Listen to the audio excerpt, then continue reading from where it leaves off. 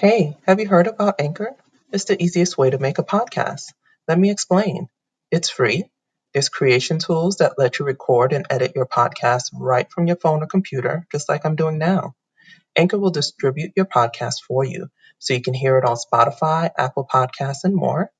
You can make money from your podcast with no minimum listenership, and it's everything you need to make a podcast all in one place. Download the free Anchor app or go to anchor.fm to get started. Welcome to Journey to Esquire, the podcast. I'm Jocelyn Hardrick, founder and president of Diversity Access Pipeline, Inc., the company behind this podcast and other great programs, like Journey to Esquire Scholarship and Leadership Program, which provides $2,000 cash scholarships to third-year law students and internships to second-year law students, along with leadership training and mentors. And Journey to Esquire, the blog, which provides insightful articles to help navigate you through law school and beyond. Find out more on our website, www.journeytoesquire.com.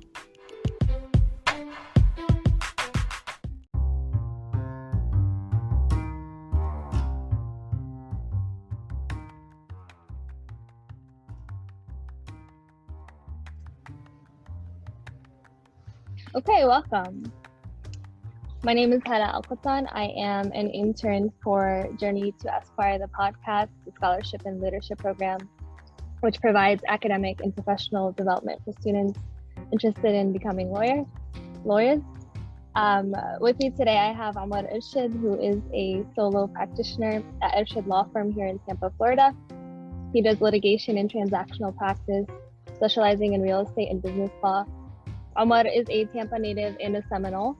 He graduated from University of South Florida in 2014 with a bachelor's in journalism, and he attended Florida State University for law school. During his time in law school, he clerked for the Attorney General's office in Tallahassee, Florida, and also worked for Boyd & Durant Law Firm.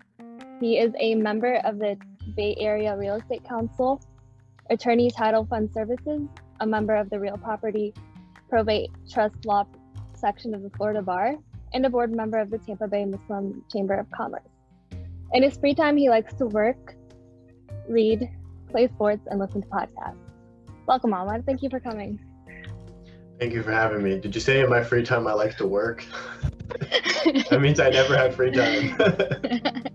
Yeah, that was a little mistake, but we all like to keep busy, right? I do find myself working on the weekends, so yeah, I guess it's part of life now. Yeah.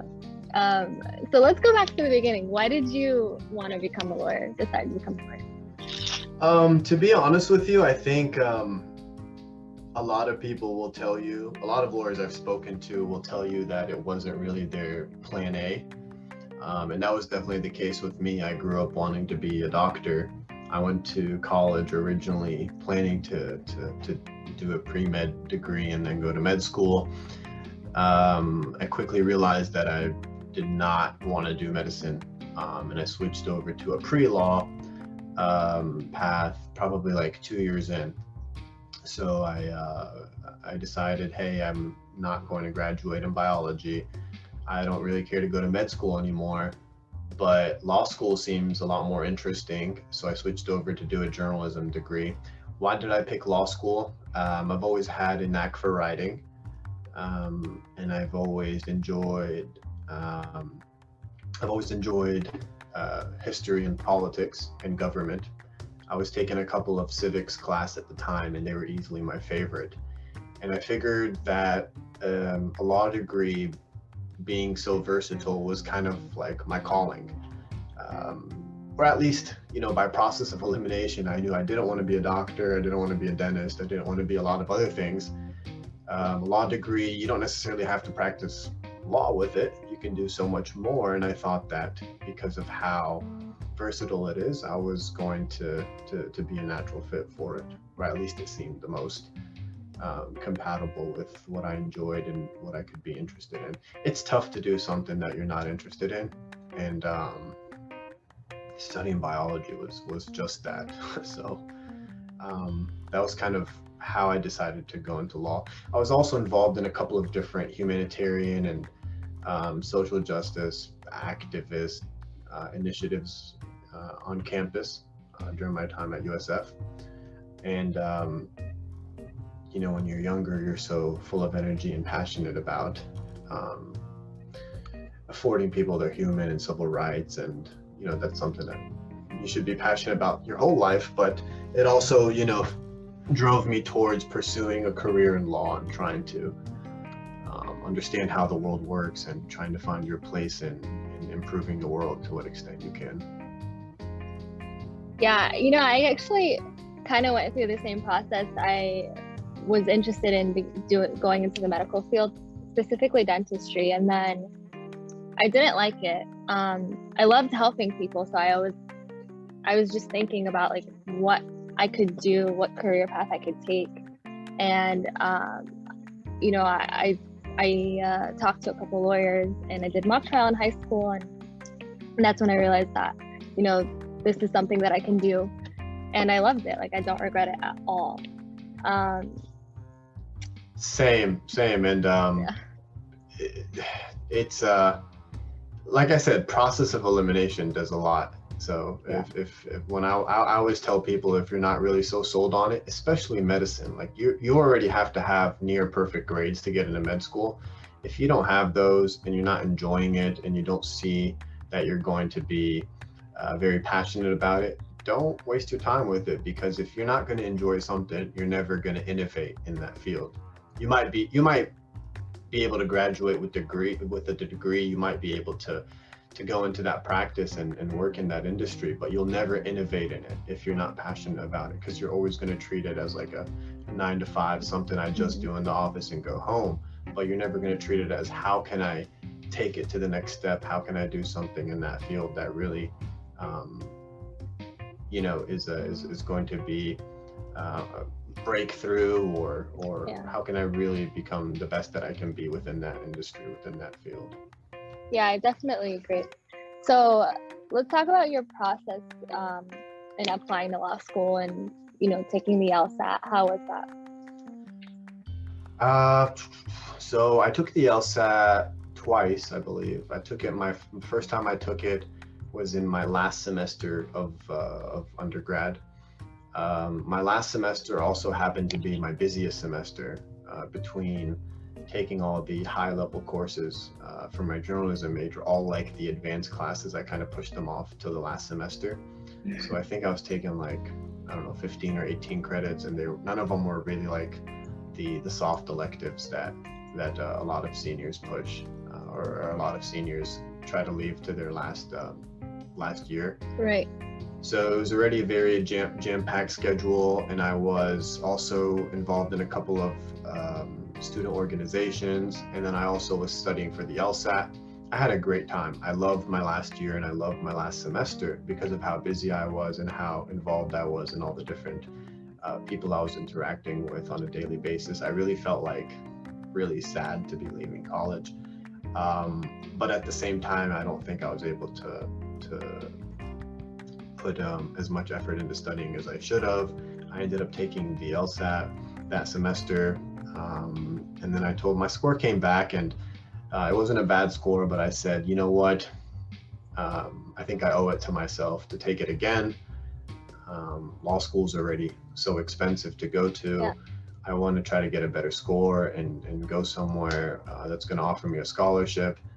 And then also, I was really starting to flirt with the idea of taking a whole year off.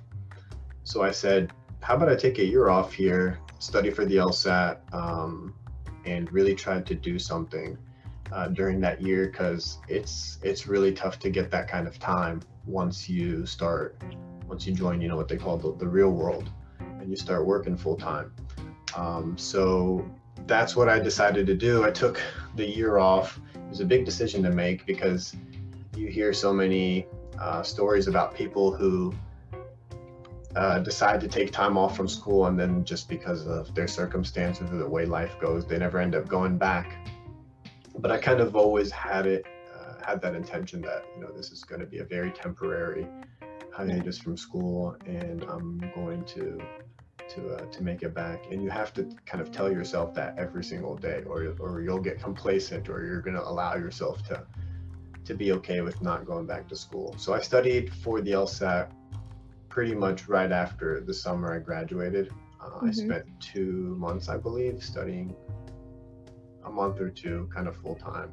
Took the LSAT again, got the score I wanted, applied to, I think, only 2 or 3 schools, because I had my eyes on FSU, like years before I got into it. I grew up a Seminole fan, and I knew I wanted to go to FSU. I knew I wanted to stay in state. I didn't really care about going to like an elite private school or anything like that. I just wanted to go to FSU really bad. So I got in there. Funny story, I actually used to have a FSU hat that I would wear all the time. It was my favorite hat, and I had lost it. It was about, I don't know, a year or so that I had not found it. And then on the day that FSU called me for my admissions, it was an unforgettable phone call. I found my hat that same day. So wow. Yeah, I know. It was meant to be. There's some kind of sign. I found it the morning before they called me. So it was just nuts. Yeah, that's amazing. But that's really what I did. So after you took your LSAT, did you work, or what did you do after for the rest of the year? Yeah, I took it in September, so I didn't really waste too much time studying and taking it. So I had between September and when does school start? I don't know, August. I actually went to Kuwait, and I studied Arabic over there for a little bit. I figured, and I lived with some family members. So it was nice to take a couple months there, and then I came back here and I worked as well. So I tried to save up some money so I could buy a car and have some living expenses for the next 3 years in Tallahassee. Right, that's amazing. Like, you were very productive in your time, especially learning Arabic. I mean, studying it. I mean, it was a big deal to go and learn it formally instead of, the Arabic that is spoken between people is really informal. I just wanted to have a better grasp of it, and went and learned it a little bit formally and learned the grammar rules. That's time that I'll never get back, and that's something that, when you get older, it's very difficult to do. Yeah, definitely. So once you got into law school, I mean, and how was your first year, and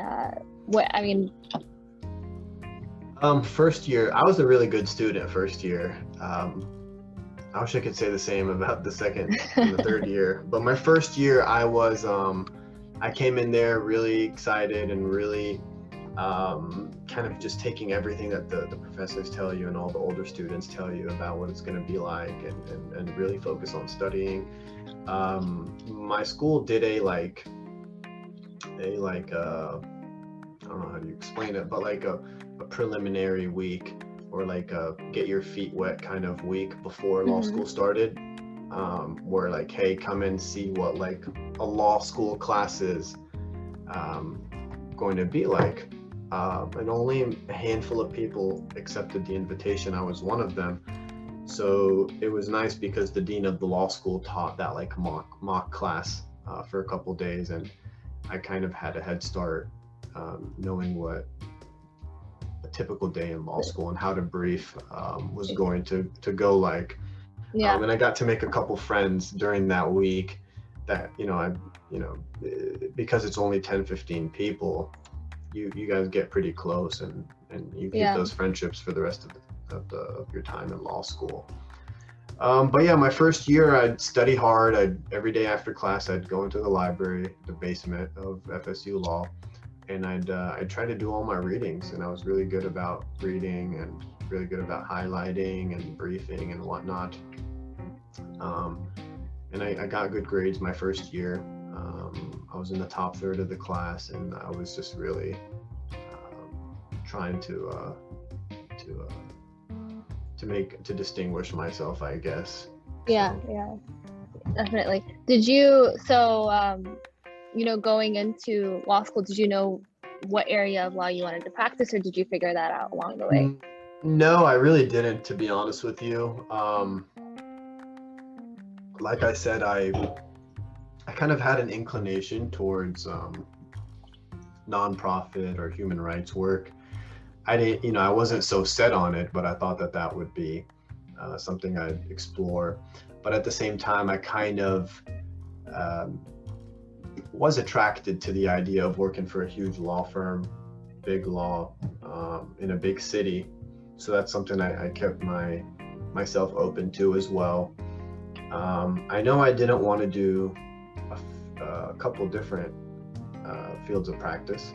I knew I didn't want to do criminal law. I had done like a small internship during my time in college at the public defender's office. I enjoyed it. I thought it was really exciting, but I knew I was not going to be able to practice that, or I didn't have too much inclination to practice that for the rest of my life. So there were a couple things I was able to cross off my list. I knew I wanted to stay in the civil field. I knew I wanted to do something business oriented. After a while, I clerked at the Attorney General's office in Tallahassee, which was a really cool opportunity. And the only reason I got to do that was because I arrived in Tallahassee in my 2L summer earlier than everybody else. And I just made phone calls everywhere. And I asked, hey, I need a clerk job. Can I work here? And the early bird gets the worm. They didn't even have a position open, but I tell people this all the time. It doesn't hurt to call. It doesn't hurt to speak to whoever's heading the department and just kind of force your way sometime, or just kind of put yourself on their radar. I spoke to the head of the litigation bureau at the AG's office. I told him, hey, I know you don't have a clerk's position right now, but if you need one, I'm here. I'm here for the summer. And he said he'll call me back, or he'll take me to lunch or something.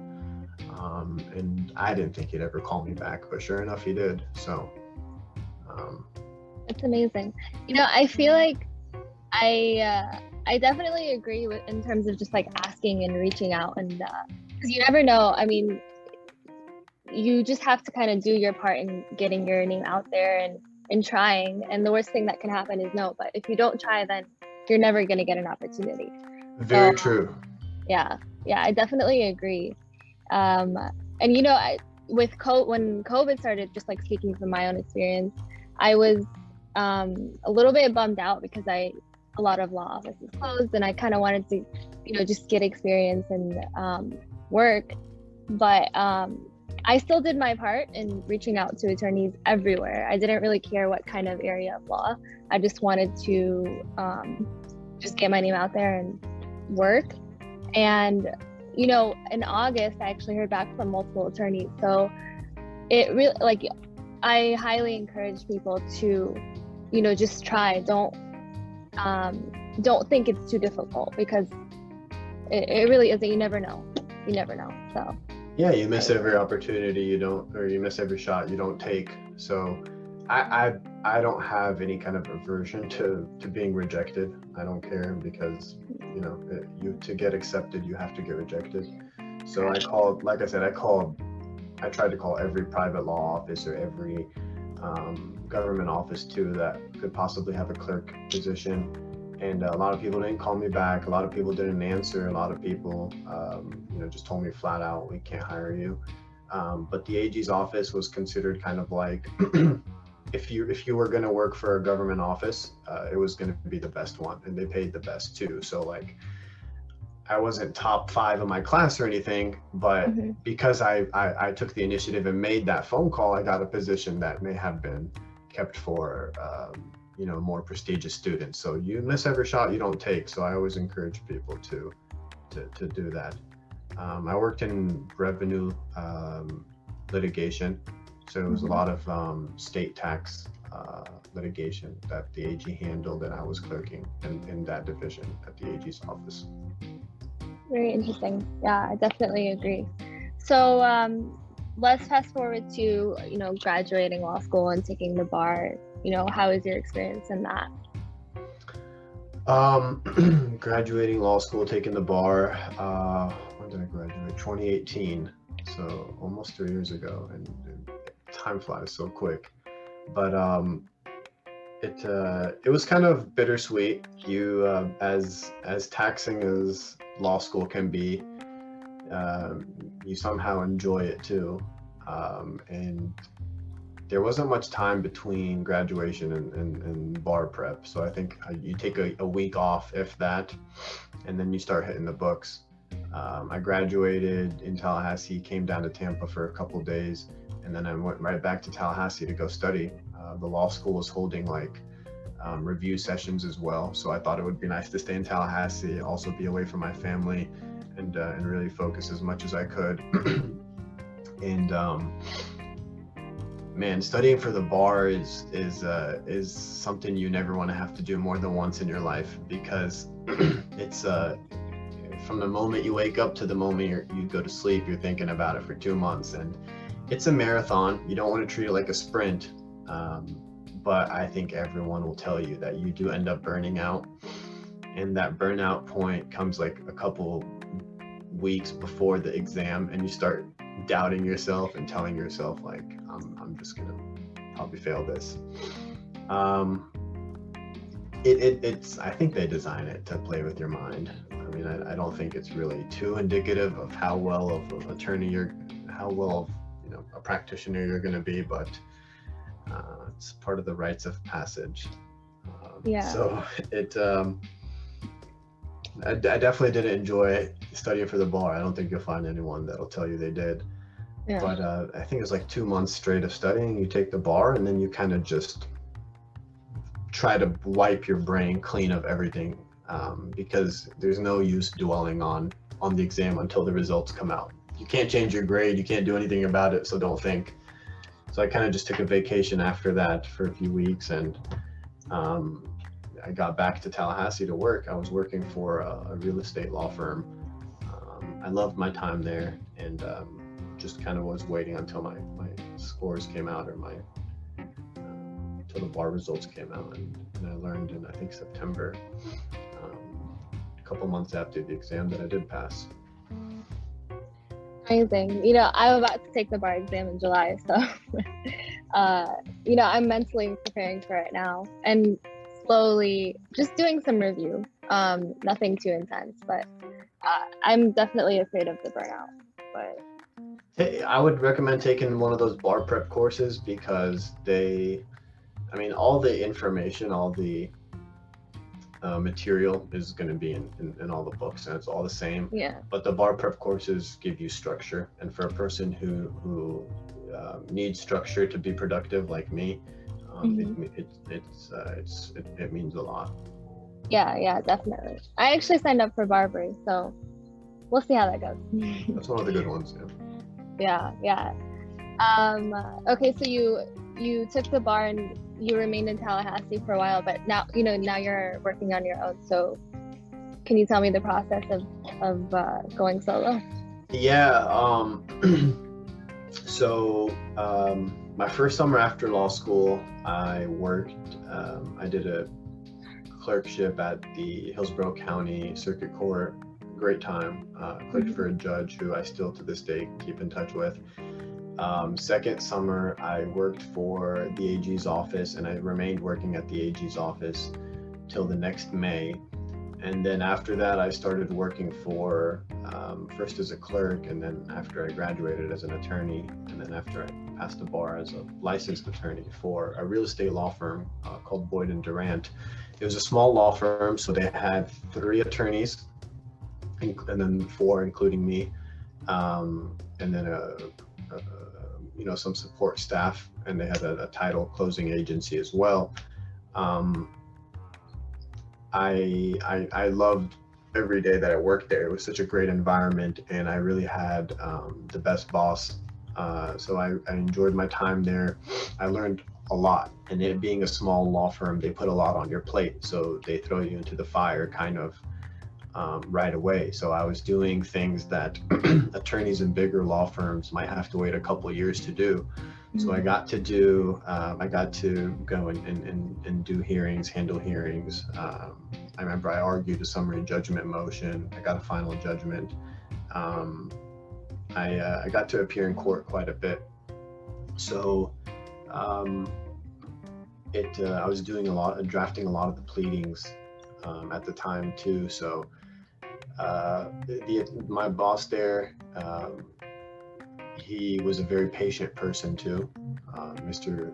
Joe Boyd. He was also like a ocean of knowledge. His dad was the Chief Justice of the Florida Supreme Court, so he kind of knew he knew everybody in town. He knew all the judges. He knew all the big players in Tallahassee and people throughout the state. So, I thought that was invaluable to be kind of under his auspices.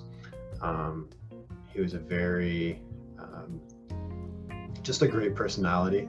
And I feel like a mentor has to be like that in order to be effective. And I just can't say enough great things about him and about the firm, about the paralegals I worked with.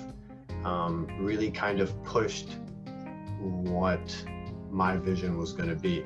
Like I said, I had wanted to work for a big law firm, but when I started working at Boyd and Durant, and I just really enjoyed my time there, I saw how much more personable being in a small law firm environment is, and how people still had time to do the things they liked, and you didn't witness a lot of the negative aspects that you hear about corporate culture. I started thinking more and more that, hey, I think I'm more inclined towards an environment like this rather than a big 50, 100, 200 attorney law firm, where you feel like people are always at each other's throats. So the atmosphere was always congenial, and I really liked that, and I told myself that this is where I want to be at one day. After I passed the bar, I worked there for about 9-10 months maybe as a licensed attorney.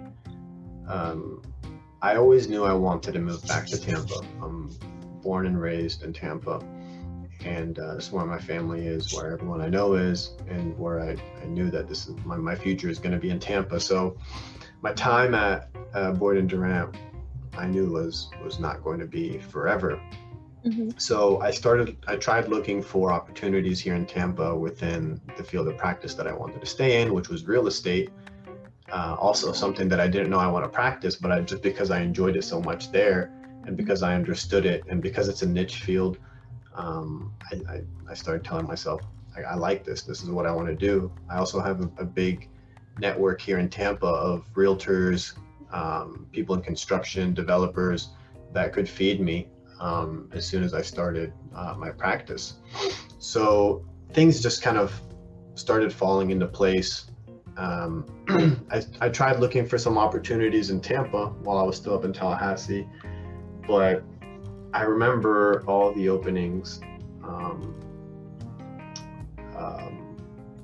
for the openings for real estate lawyers were a very, very, very small number. And then I think most of them wanted people with like a couple years of experience. I didn't have that. I was a new grad. And then there were tons of openings for other fields of practice. I think mostly like plaintiff's law or insurance defense. I didn't want to practice any of that. So I made a lot of phone calls for a lot of positions that were not even available, sent out a lot of resumes, applied to a lot of job openings. Some would give me calls, some would give me interviews. I think I even got a few offers too, but nothing that I kind of really piqued my interest. So I was kind of feeling down one day. I remember calling my dad and telling him, hey, I kind of have this like really outlandish or crazy idea. What if I moved back home and I started my own practice? Because I feel like I kind of want to call my own shots. And I was just kind of, I didn't even really believe what I was saying. I was just saying it out of frustration. And my dad really supported me, and I was kind of surprised. He said, yeah, I think that's a great idea. Move back home and do that. And I think you'll be very good at it. And I think that that's what you're cut out for. And I was like, you know what, I just may. And I started looking into operating a solo firm more and more. I did open up my own LLC. I filed for my own LLC, and I did start to do practice on the side. So when I'd come home from work, I'd do some small practice in the evenings. So slowly, I did have a number of clients under my belt, and then I decided, at some point that, hey, I'm ready to make the big move, and I came back here. I read a lot about starting your own firm. I think the Florida Bar has a couple of resources about how to start your own practice and what you should be aware of, and they do have quite a bit on their website to help walk you through. I utilized some of it, but I also utilized a lot of the mentors around me to do that. Okay. Yeah, I feel like, you definitely took a big risk. I'm about to graduate, and I just feel like, I don't know what I'm doing. I'm in that position, but that's amazing, and it's good to have good people around you, mentors. That's so natural. If you weren't feeling like that, I'd say be worried. But something I learned very, very, very early is that a lot of times you just have to pretend that you know what the hell you're doing. Like fake it till you make it. I mean, obviously go do your research and get to a point where you know what you're doing, but sometimes just having confidence in front of people, and especially your clients, goes a long way. And always trust in yourself to be able to figure things out, but never be afraid to take those leaps. Yeah, definitely. I mean, going to law school in itself is a risk. So, and I feel like, Omar has been a really good mentor for me as well. I always reach out to him. It doesn't really hurt to ask. Everyone, the legal community is very good in helping out. So I feel like, I'm not afraid to ask questions, because obviously you learn through others and through trial and error, and so yeah, it's great. That's another thing I love about the legal field, is that people are always willing to help. So yeah, I didn't have too many people that I knew that went into law to ask. I had like really one or two people, and even a lot of the questions that I had asked them, they didn't really have answers, because they were not too much older than I was, or hadn't been in practice, or hadn't practiced the kind of law that I was interested in. So I always kind of made it a point for myself that if people came to me to ask, I'd try to be as open to have as open door policy as I could, because I wish I had that. That feeling where someone was there to kind of get my back. So I always tell people, you're looking to apply to law school, you're in law school, you're looking for your first job after law school. I might not be able to give you answers, but hopefully I can guide you to someone who can. Yeah, that's definitely, that's great. And I hope to be a resource like that too, for people who are looking into law school and needing help. Before we finish, one last question. Do you have any advice for people that are trying to apply, or thinking about becoming an attorney, or even just going out on their own?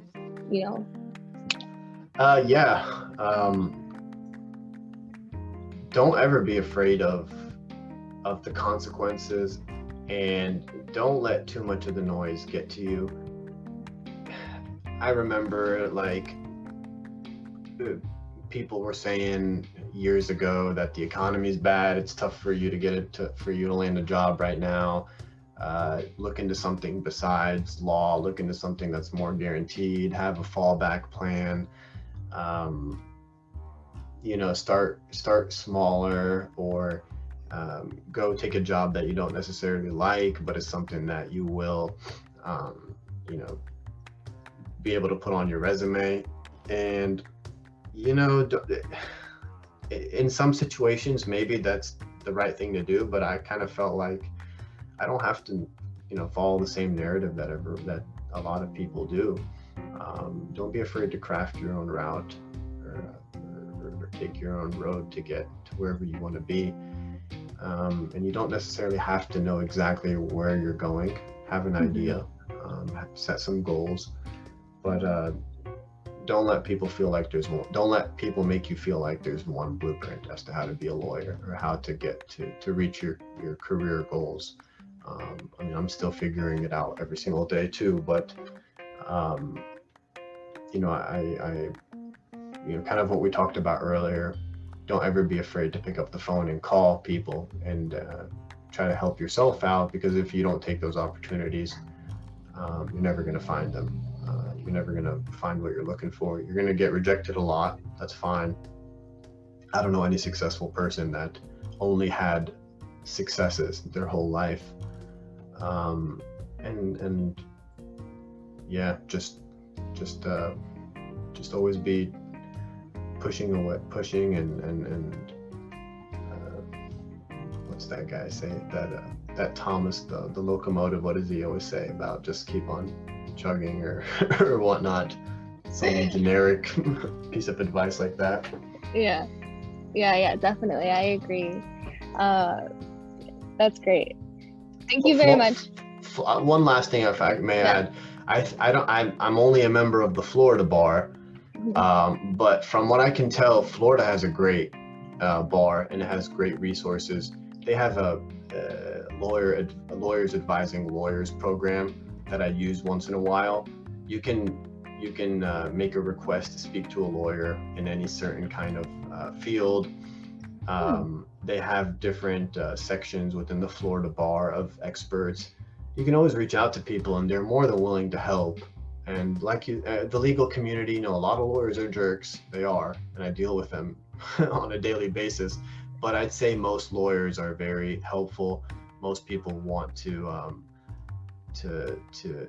form good relationships with other people, and they want to kind of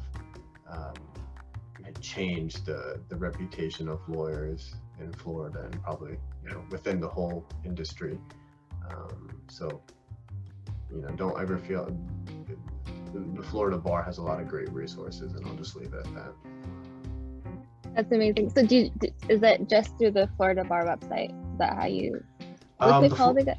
The Florida bar has so many, I don't know, sections within its website. Okay. But there's the Lawyers Advising Lawyers program. I think it's for, you know, attorneys that are members of the bar. But they also have like a section called Legal, I think it's called Legal Fuel. It's for solo practitioners, or how to set up your own law firm, and some good resources on that, how to be in compliance with everything like trust accounting, and there's probably some marketing tips on there as well. So, and they put a lot of great articles up there. I think the Florida bar is one of the more involved bars in the country. Okay, that's amazing. Thank you very much for that information, and thank you so much for your time, Omar. I appreciate it. This was a really informative conversation. I learned a lot, so I appreciate it. And if you want to find out more, you can go to www.journeytoesquire.com. Thank you very much. Thank you.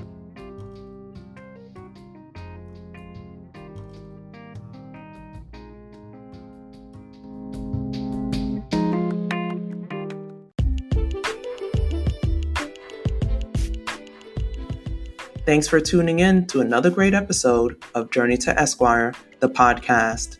Support, share, subscribe.